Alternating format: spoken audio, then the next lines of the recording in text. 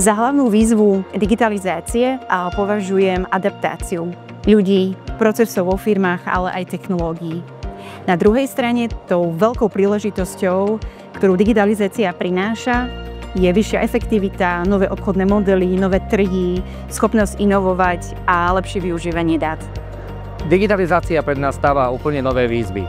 Do úzadia sa dostávajú zručnosti a schopnosti, ktoré boli dôležité v minulosti, a musíme sa zaoberať tým, ako postaviť profil na absolventa tak, aby bol schopný prispôsobiť sa novým výzvom a fungovať aj 40 rokov počas svojej profesionálnej kariéry.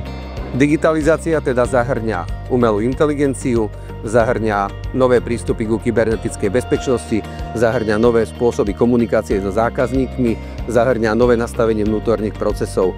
Všetky tieto trendy je potrebné v spoločnosti zachytiť, je potrebné vhodne ich navrhnúť a implementovať. A ak spoločnosť na to myslí a je súčasťou jej stratégie, tak má veľkú šancu na to, aby v tomto globalizovanom trhu uspela.